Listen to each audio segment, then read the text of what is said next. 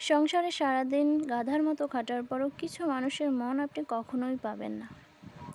Hello everyone, কেমন আছেন সবাই? Welcome back to my new video. প্রতিটা ঘরের বউ সকালে চোখ মেলার পর থেকে রাতে চোখ বোজার আগ অবধি একটানা গাধার মতো খেটে যায়। অথচ এত খাটুনির পরও সংসারে কিছু মানুষের মন তারা কখনোই পায় না। এত কাজ করার পরও তাদের কাছ থেকে শুনতে হয়, সারাদিন কি করো।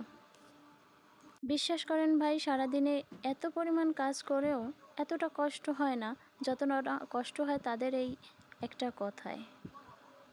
আর বাবার বাড়িতে বসে দুবেলা রান্না করলে মা সবার কাছে গিয়ে বলতো, আজকে না আমার মেয়ে রান্না করেছে, আমার মেয়ে অনেক কাজ করেছে।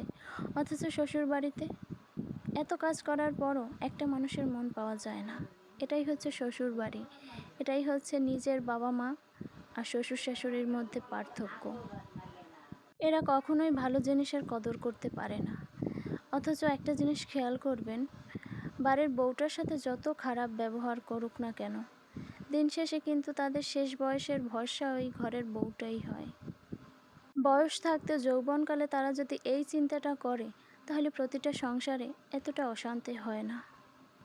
যৌবনকালে যদি একটু ঘরের বউটার সাথে ভালো ব্যবহার করে, ঘরের বউর সাথে একটু কাজ করে, যদি ঘরের বউয়ের একটা শাড়ি ধুয়ে দেয়, দেখবেন বৃদ্ধকালে তাদের কষ্ট পেতে হয় না।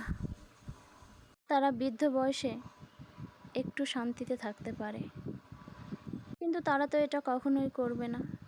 যৌবনকালে তারা যে ব্যবহারটা করে, এতে ঘরের বউটার মন থেকে তারা উঠে যায়। অতএব শেষ বয়সে তাদের সাথে ভালো ব্যবহার করার ইচ্ছা বা মন মানসিকতা কোনোটাই ওই ঘরের বউটার থাকে না। আর খারাপ ব্যবহার তখন অটোমেটিক চলে আসে। একটা জিনিস খেয়াল করবেন, যে জিনিসটা একবার মন থেকে উঠে যায়, সেই জিনিসটা কিন্তু আর কখনোই ওই মনে বসে না।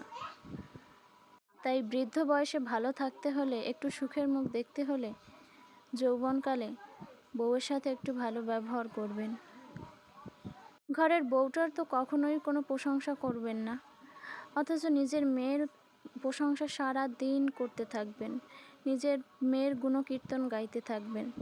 অথচ বৃদ্ধকালে কিন্তু আপনার মেয়ে এসে আপনার মুখে অন্ন তুলে দেবে না, আপনি অসুস্থ হলে আপনার পাশে থাকবে না। বিষয়গুলো একটু চিন্তা করবেন, তাহলে দেখবেন শেষ বয়সে ভালো থাকতে পারবেন। হ্যালো এভরিওয়ান, অনেক কথা বলে ফেললাম। আর আপনাদের সাথে কথা বলতে বলতে দেখুন, আমি এখন ডালের বড়া ভাজবো। তো সব কিছু রেডি হয়ে গেছে।